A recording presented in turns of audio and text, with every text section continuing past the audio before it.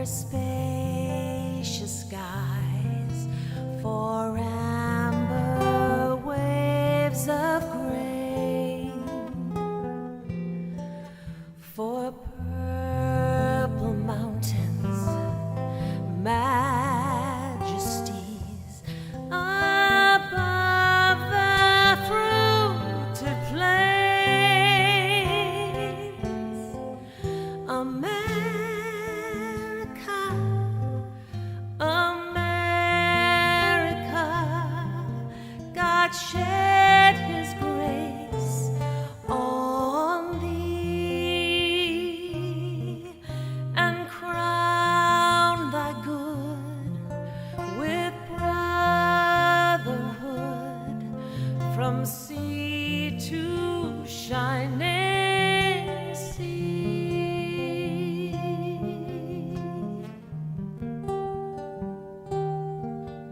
Oh, beautiful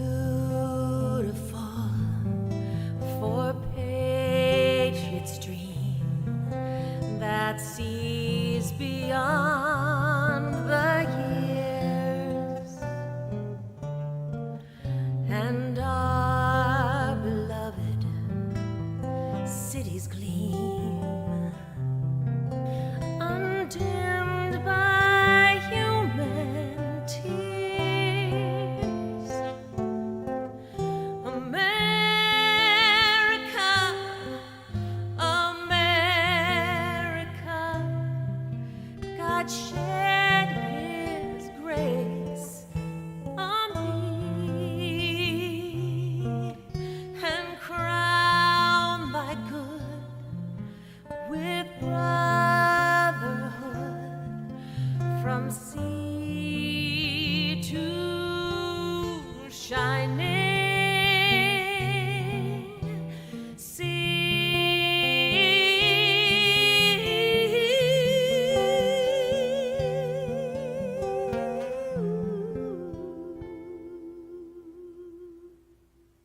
I'm Bernard Green, member of the Select Board, and one of the members of the committee that puts on this 9/11 event each year. I'd like to start off with Girl Scout Troop 70150 planting their flags in front of the Fire Union Honor Guard.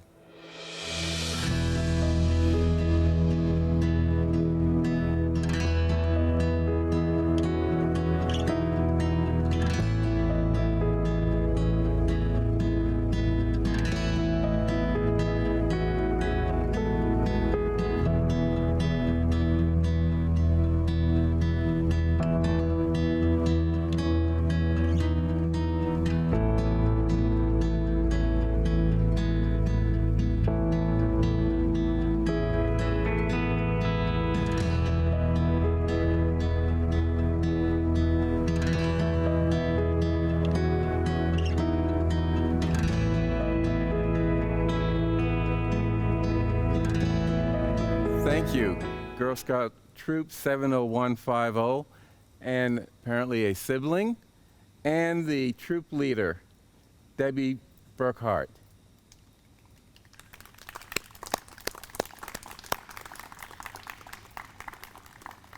And thank you in the audience for joining us either here at Fire Station number 5 or virtually through the Brookline Interactive Group YouTube channel later on this evening. This morning's program will start with some remarks by me, and then I will read the names of the people from Brookline who died on 9/11 during those attacks.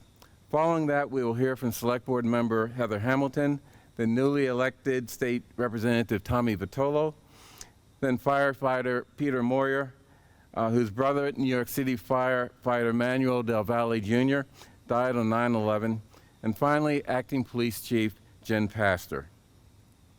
We will also have video statements and remembrances by our U.S. Representative Jake Auchincloss, State Senator Cynthia Cream, Norfolk District Attorney Michael Morrissey, and Patricia Hoban, sister of Brookline-born John Brett Cahill, who died on United Airlines Flight 175.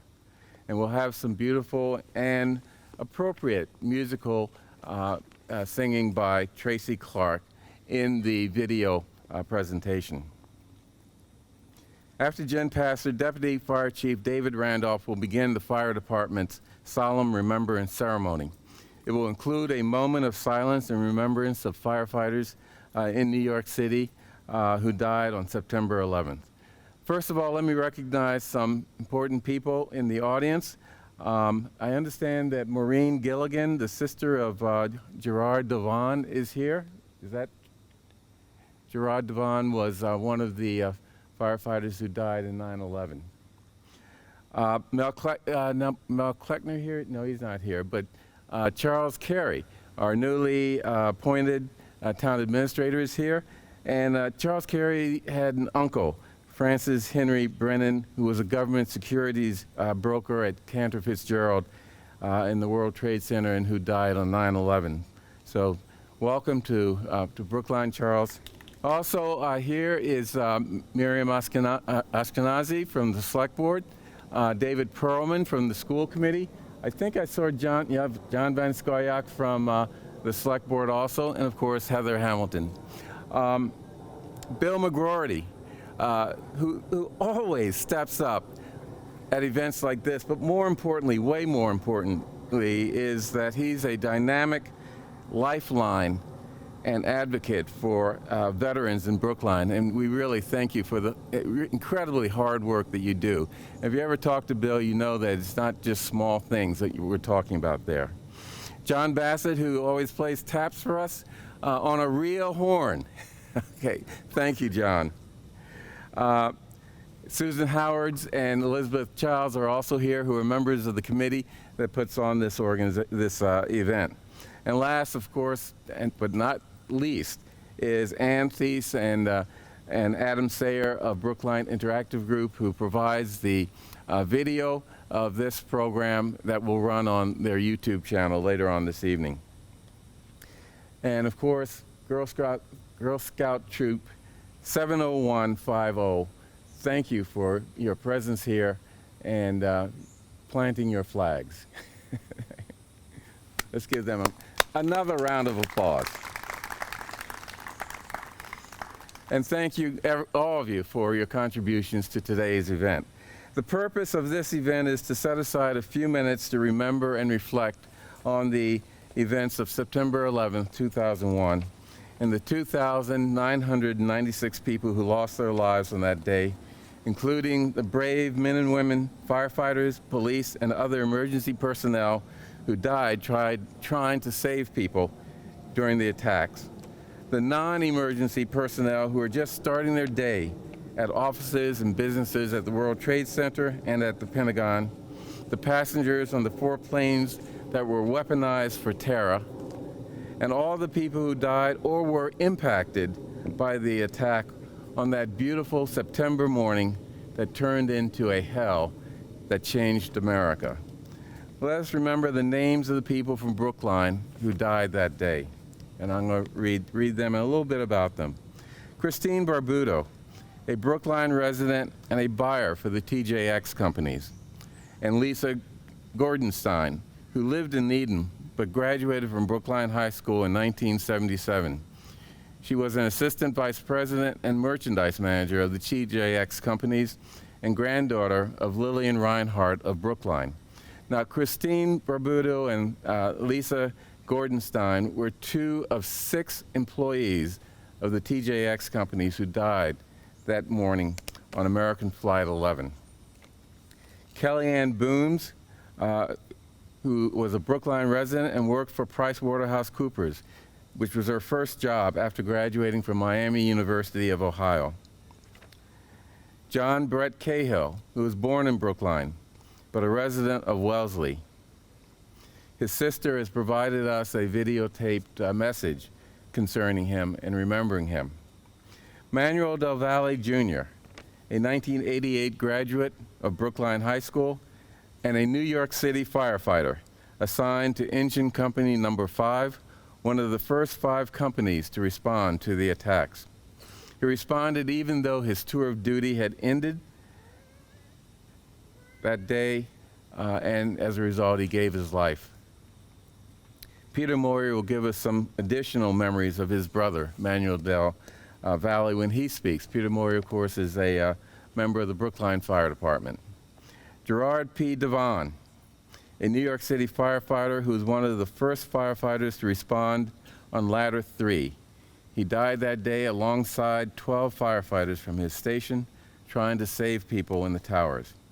Gerard Dewan was a West Roxbury native and third-generation firefighter. His brother, Jack Dewan, served for many years as a Brookline firefighter until he retired. Carlton Fife was a senior analyst at John Hancock.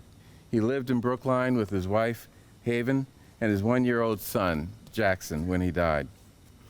And finally, Daniel C. Lewin, a Brookline resident. And according to the old Tab newspaper, you remember that newspaper, right? He was reportedly stabbed on Flight 11 as it was hijacked, making him the first victim of the attacks. This is evidence that the passengers on that flight, as well as the others, resisted heroically when their planes were taken over. Thank you, and let's keep these individuals who have Brookline ties in our memory this day and every day.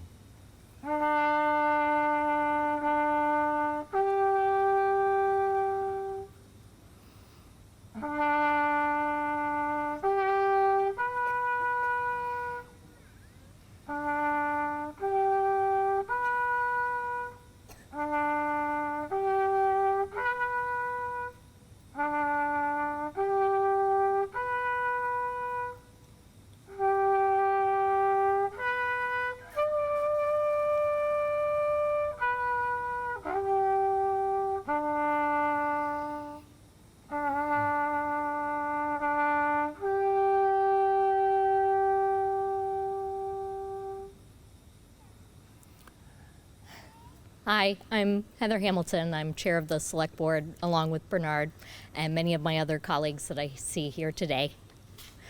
First, I just want to start with never forget. That was the motto that came out of 9/11, and it's so important that we continue this honorary celebration so that we don't ever forget. I was reminded this week that you would be 21 if you were born in 2001. We have a whole generation that was not alive. They don't have the memories. I was a freshman in high school when Columbine happened, and I was a senior in high school when 9/11 happened. I remember that day very, very vividly, and I do believe it left an impression on me. It really ended my childhood, and it really made me more aware of what it was to be an American as I transitioned into adulthood. I want to welcome everyone here today who is doing their civic duty to never forget. And I just want to say how proud I am to be on the select board, especially during events like this. So thank you so much for coming out today. And thank you. Thank you so much. It's important that we never forget. Good morning, everyone. You know, for most of the last 21 years, Americans have operated under the assumption that anyone who wears a badge and a uniform is instantly brave. And that assumption came from 9/11, when thousands of men and women from NYPD, from FDNY, from the EMT services, from the District of Columbia, instantly acted with such incredible bravery. And we've just assumed that that's what happens when you put on the uniform.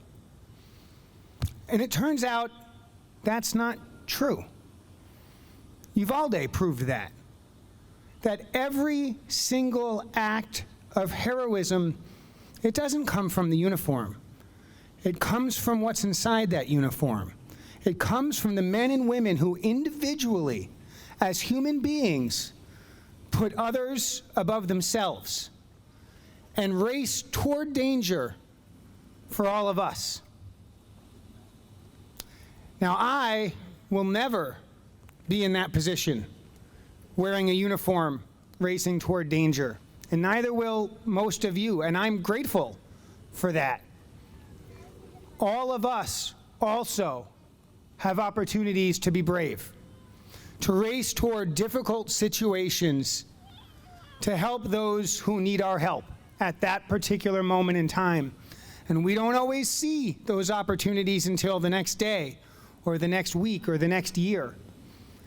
And so I ask all of us to be looking for those opportunities as we work through our days and our weeks and our years, to be brave and help other people when and where they need help, so that we too can be, in just a small way, like the brave men and women from 9/11.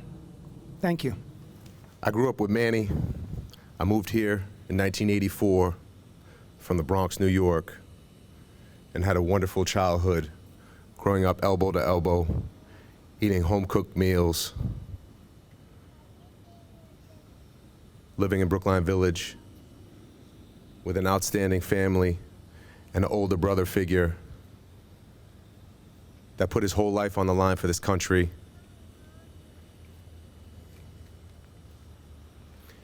And was rewarded in many ways.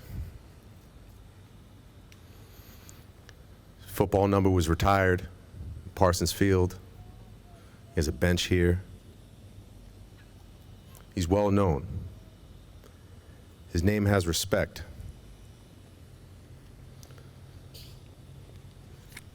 Sometimes, like today, I find myself in a place I want to be, in a place I should be.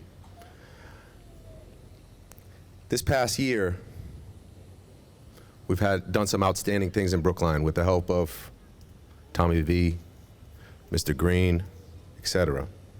There was one event, a softball event that happened on the 21st of August at Lars Anderson for a woman named Denise. I called Jen Pastor on Friday the 19th at 12 o'clock.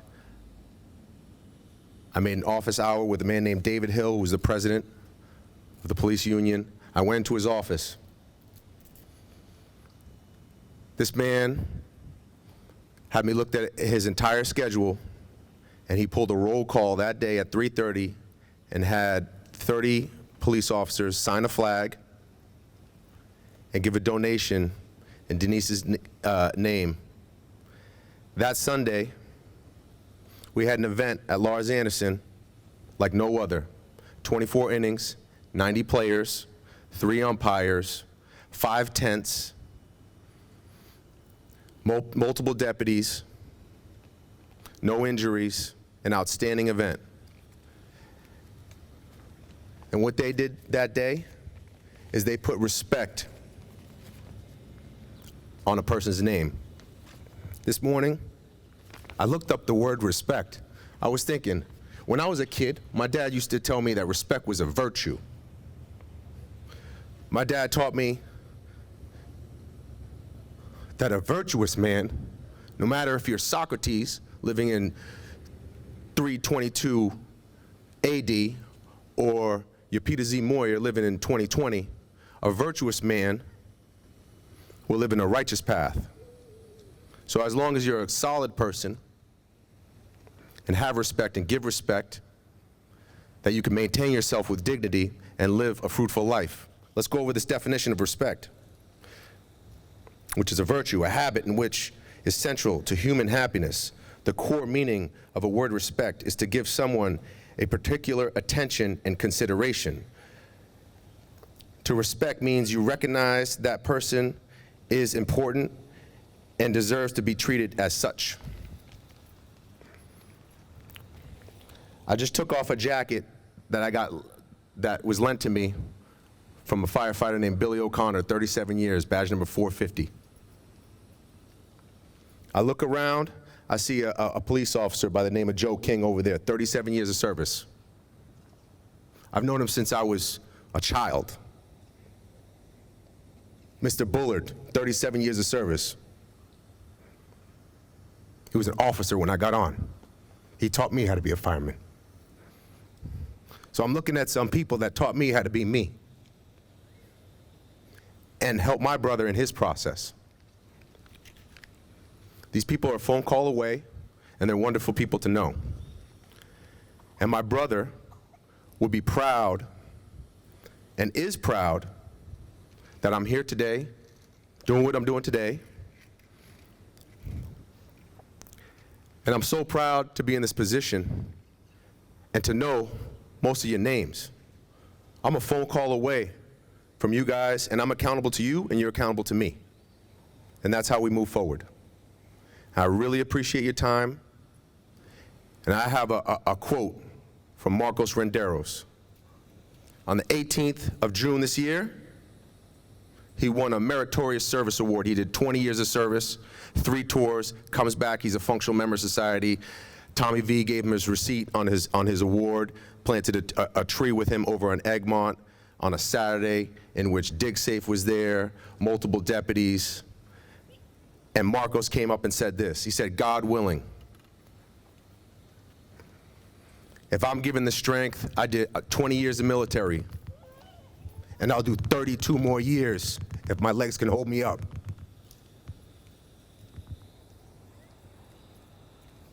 That's one of my academy partners. We lift up each other. We hold each other down. We're accountable to each other. This is a community, and we're going to continue as such, and we're going to keep on. I appreciate your time, and I'm here for you. Good morning. My name is Jennifer Pastor. As Bernard said, I've recently been appointed acting chief of police here in my hometown of Brookline, and I thank you all for the privilege of serving in that role. We gather here today as one community to recognize and commemorate the heroism and bravery that was displayed 21 years ago when our nation was attacked by a group of terrorists who shared such deep hatred of our democracy that they wanted us dead. We gather not to recall that hatred and evil, because as we know, hatred has no place here in Brookline. But we gather instead to remember the good of that day and to reflect on the light that was delivered into darkness as our police officers, firefighters, EMS personnel rushed towards the danger, ran towards the cries for help, and at great risk and loss to themselves, succeeded in saving countless lives. We honor their actions and we honor their legacy of those who made the ultimate sacrifice in the name of others.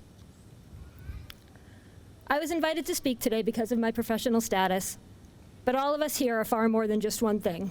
And while I am your acting chief of police, I'm also a mother of 4 young kids who until this year really didn't know much about September 11th, mostly because I couldn't bear to tell them about it. If any of you are parents, and I know many of you are, I'm sure you understand the struggle. We want our kids to know our history, but we want to protect them from the evil, ugly, scary parts of it, because innocence is so precious and it's so fleeting. I decided this year was the year I had to tell my kids, and we read a couple of books. We read This Very Tree by Sean Rubin, and we read The Man in the Red Bandana by Honor Crowther-Fagan. If you have school-age kids and you haven't shared these stories, I'd highly recommend that when the ceremony ends, you walk either to the Booksmith or to the Coolidge Corner Library and see if they have them in stock. I chose these books because their stories shine light on the ideals I hope my children will hold as they grow into teenagers and eventually into adults. Resiliency, service before self, and the courage to always do the right thing. The officers in my department exemplify those ideals every day they come to work, and our allies in the fire department, our EMTs, and our dispatchers do the same. While we gather here today to honor the lives lost 21 years ago, the 343 New York City firefighters and paramedics, and the 60 New York area police officers who died that day, and the hundreds of others who have died over the past 21 years from sickness and injuries, both mental and physical, I want to remind all of us here that we all have far more in common than we don't. One of my most vivid memories from 2001 actually took place about a month after the attacks while watching the benefit concert that was put together to raise money for the victims of the attacks and their families, particularly the New York City firefighters and the New York City police officers. When Five for Fighting took the stage and performed Superman, and maybe you know it, for the first time that I can remember, the images that Americans were seeing of those first responders, of those big, strong men dressed in their Class A uniforms, who we were so used to seeing as stoic and emotionless, the images were completely different now. After a month of fighting, of searching, of hoping, and of grieving, they finally had a minute to exhale, and the emotion was raw. There were tears, there was sobbing, there was visible exhaustion, and I hope that the people who were watching at home were able to appreciate, if only for a few minutes, first responders are human too. We're all just doing the best we can. That song really hit differently for so many after that performance, and to this day the artist is still very selective about where he'll perform it out of respect for the people it hit the hardest. Police officers and firefighters wear a badge or a shield over our hearts to protect what's inside of them, the inherent drive to protect and help others. You don't need a badge to be of service, and if you share that drive, I'd encourage you to use this momentum and find a way to help someone this week in a way that's unexpected. Check in on your neighbors, take in someone's barrels, ask them how they are, and actually listen when they tell you. If you want to take on a more structured role, check out our website and learn about our amazing CERT program, or perhaps the MRC if you're a member of the medical community. Remember the desire to help that we felt after these attacks and after the marathon bombings, or any time after a tragedy takes place. And please use it to do something kind, especially if nobody's watching, or to stand up for someone who can't stand up for themselves. The only thing necessary for the triumph of evil is for good men and women to do nothing. Public safety is truly everyone's responsibility, and I look forward to working with all of you to help keep our community safe. Thank you all for your time. Thank you, Jen, and thank you to all the speakers. That concludes the community portion of this 9/11 event. And I'd like to introduce now David Randolph, Deputy Fire Chief, who's going to sort of take us into the firefighters' remembrance ceremony part of the program. My name's David Randolph. I'm a Deputy Chief for the Brookline Fire Department. I've been with the job for 21 years now. I grew up in town. Many of the faces that are out in the crowd are people that I grew up with or community members that have supported me over the years. I can't say how much it means to us to see year after year the community come out and the community to support us as a fire department and as community members. It really does mean a lot to us, and I know that it means a lot to the families that were affected by 9/11. Each year, year after year, through the decades, we've come out and we've held our ceremonies, we've supported our friends, but you know, the biggest thing that stands out for us is that the community keeps coming out for us and keeps showing us that love, the love that they have for us, the love that they have for Brookline, and the love that they have for this nation. You know, it's, thank you.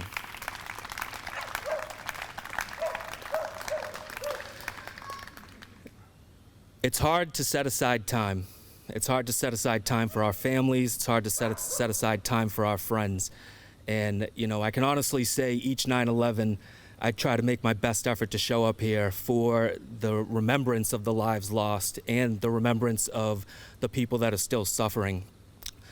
There's still thousands of people that, you know, responded to 9/11, whether it was through EMS services, the fire department, FEMA, federal government, federal agents, police officers. And those people that responded and are still alive, many are suffering health effects that are just not explainable. Cancers that doctors, specialists just can't tell them, you know, how to get treated and how to survive. But yet they still show up. They're still in our lives. So, you know, when it's time to set a vote or to stand beside these people, make sure that you stand tall. Make sure that you're the voice that helps them to continue on. It's hard. Every 9/11, I think to myself, is anyone going to show up? I know that we'll be here.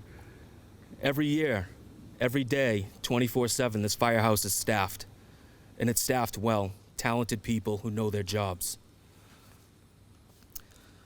You know, I would say one of the greatest things that I saw once the dust started to settle, and I'm going to echo Chief Pastor's words, is that when the dust started to settle, we really saw this nation rise.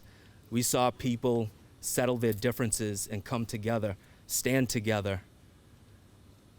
Everybody did something for somebody else. no matter how small or how large.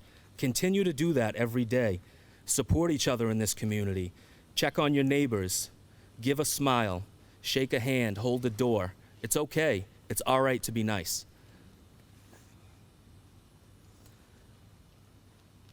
I would just say, on this 9/11 remembrance today, just please come together and support each other. It only takes one bad apple to make anybody look bad, whether you're standing next to them or you're part of a group. Settle your differences and come together. Please rise like the great community that we always have been and continue to support each other. At this time, I would like to invite the members of Station 5 to start our 9/11 remembrance ceremony. And at a certain point, I'm going to call up Firefighter Steve Chin to say the fireman's prayer. Thank you.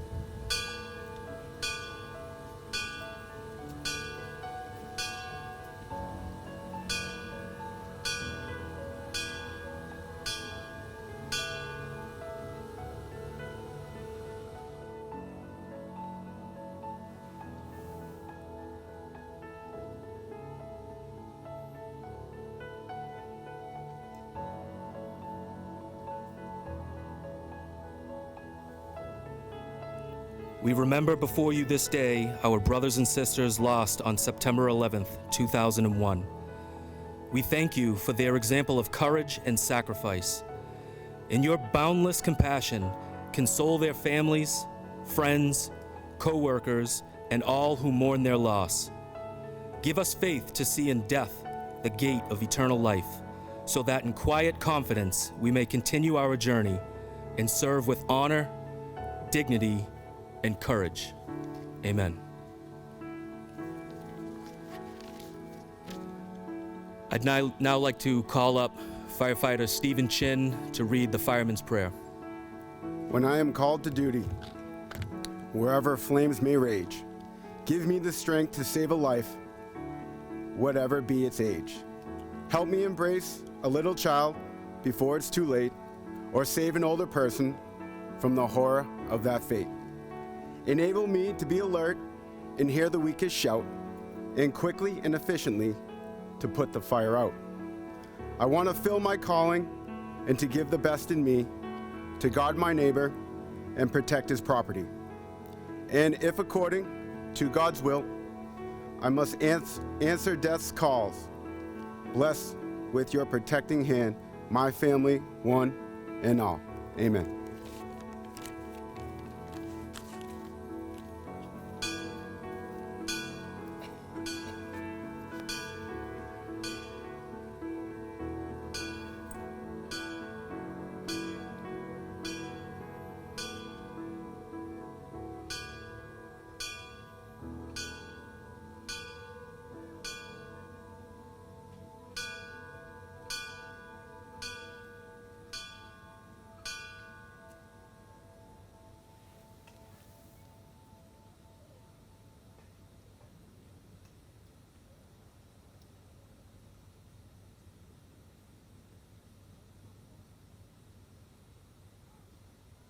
Thank you, Chief Sullivan and the Fire Department for having and sponsoring this event today. It's hard to not remember 9/11 and all of the things that have happened since then. And many of the first responders who we really celebrate today, the first responders like Manny Del Valle, a Brookline High School graduate, who lost his life doing his job. Those first responders are a reason why we all get together today. I remember so well where I was on 9/11. 20 years ago, my daughter was driving to work from Brookline on the Brooklyn Bridge, she saw the first plane hit the Twin Towers. She let us know about the event. My husband and I drove to Brooklyn to be with her, and we found out that the firefighters, many who had died as first responders, were in the Brooklyn area right by where she lived. That evening, we all marched together in solidarity for their lives lost and for what 9/11 meant to all of us. 9/11 shattered the illusion that terrorism would never happen in this country. We knew then, as we know now, terrorists are everywhere. And we knew then again, as we know now, we needed to defend our democracy. So today, we are here to say thank you. Thank you to the volunteers, to the firefighters, to the many people who risked their lives and are still suffering with intolerable health problems as a result of 9/11. We're also here to thank our veterans who served in wars since 9/11 and those before. Today we think so much about Afghanistan and the veterans and the servicemen that lost their lives just recently, and we remember them and we thank them. We're so fortunate that Brookline has such a great veteran services, and we know how important it is to continue to support our veterans. This is our democracy. We must maintain it. By coming together today to remember, mourn, and celebrate lives, families, friends, and neighbors who lost during 9/11, we continue to heal. We must continue to heal, and we must never forget what occurred then and those that risked their lives. I regret that I'm unable to be with you today in Brookline, but I join you in commemorating the lives lost of innocent passengers and brave first responders on that catastrophic day in 2001 in New York, in Pennsylvania, and in Northern Virginia. I join you also in honoring the sacrifice of our service members who died in the wars in Afghanistan and Iraq that followed 9/11. Let us today remember and celebrate the lives that were cut short and recommit ourselves to the ideals of this country that were under attack on that dreadful day. My name is Pat Cahill Hoban. My late parents, Thomas and Hannah Cahill, lost their only son. My sisters and I lost our only brother, John Brett Cahill. He was a passenger on United 175 that left Boston at 8:14 a.m. that bright, beautiful Tuesday morning, bound for Los Angeles. We were born and brought up on Davis Ave in Brookline. My father was a Brookline police officer, and my mother was a stay-at-home homemaker, like many people were in her day. My parents were Irish immigrants. They lost their only son. It was tragic for them. My brother boarded Flight 175, planning to go to Los Angeles for a combination of work and pleasure. But the terrorists, the 5 of them that were on board, had different plans, and at 9:02 and 59 seconds, United 175 was crashed into the South Tower of the New York World Trade Center, murdering the 9 United 175 crew members, the 56 passengers, which included 3 children under the age of 5. That day, I was working as a middle school nurse in a suburb, a Metro West suburb. And at 9 a.m., I was informed by the assistant principal that a plane had hit the World Trade Center, and there would be an immediate crisis team meeting in the principal's conference room. By the time I locked my office and got to the conference room, the second plane had hit the World Trade Center. That was my brother's plane. I knew my brother was traveling to California that week, but I didn't know the specific day. I didn't remember the specific day. Innocence was bliss for a few hours. We made a plan to inform the student and faculty, and we had 3 assemblies starting with the 8th grade. I never made it through the 8th grade assembly. because two young women came to me who knew me pretty well, and one was worried her father was on the plane to California, and the other, her older sister, was working in the World Trade Center. I spent most of the morning with those girls, and both turned out all right. The young woman whose sister worked at the World Trade Center happened to have been at a breakfast meeting at the Waldorf Astoria in Midtown Manhattan. And the other young woman, her father was taken off the plane to give a talk at a hotel in Cambridge, the Charles Hotel, and both went home with their mothers, and things were fine. About 12:30, I realized I hadn't eaten anything all day, so I ran to the cafe before it closed to get lunch. To this day, I can't tell you what I ate for lunch. And I got a call about 20 of 1 telling me that my brother had been on flight 175, and most likely all had perished. So I went home, called my husband, met him at home, and my sisters and I, later in that day, went in to tell our mother. She was 89 at the time. It's been 19 years, but the hurt is still there. Every day I think of my brother. And after the 5th anniversary, I decided that I would not go to the commemorations anymore because I felt I could do more by being the voice of living history to my 8th grade students. So from then on, until I retired in 2017, I spoke to my 8th graders about what happened on 9/11. Some of them were not even born at the time.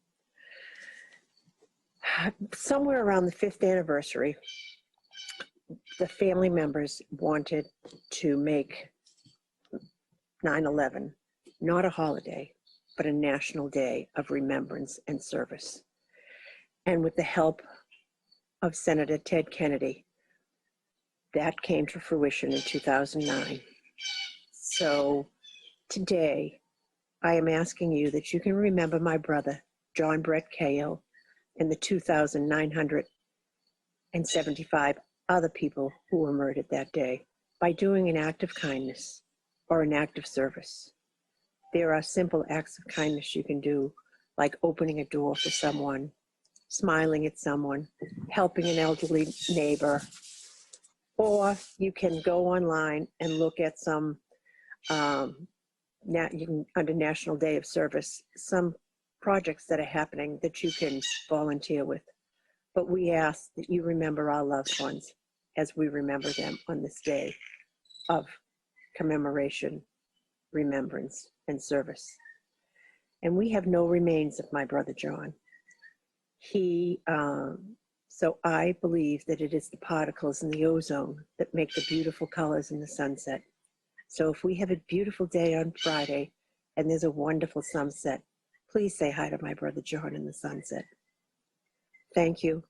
And remember, the 2,976 people who perished on 9/11, 2001, and also those rescuers, workers, and first responders who are still dying today due to illnesses they contracted from working Ground Zero.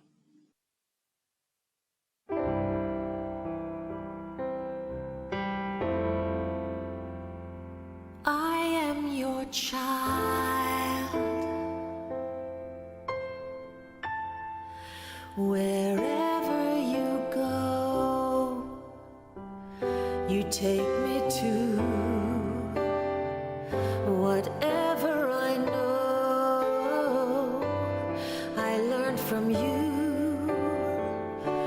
Whatever I do, you taught me to do. I am your child, and I am your chance. I am your child.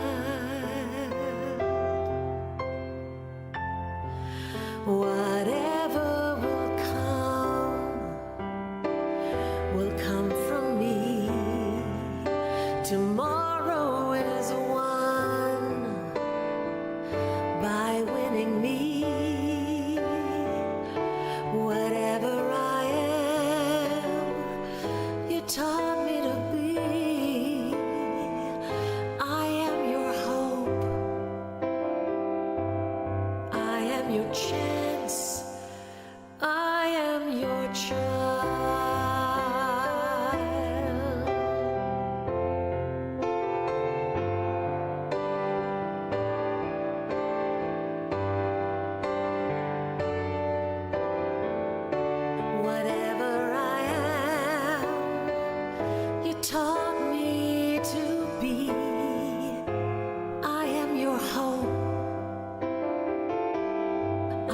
am your chance, and I am your child.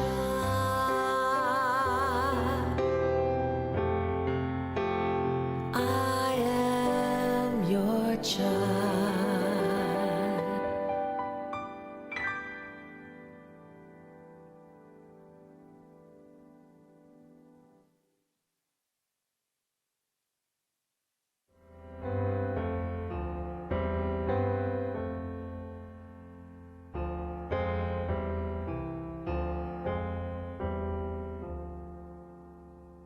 I have come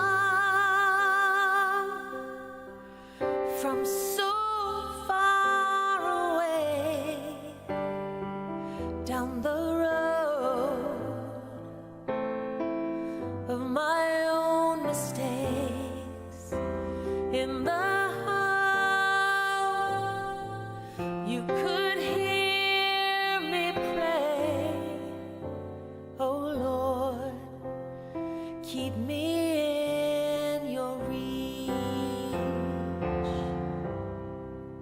Oh, how I've longed through these wasted years to outrun all the pain and fear, turn to stone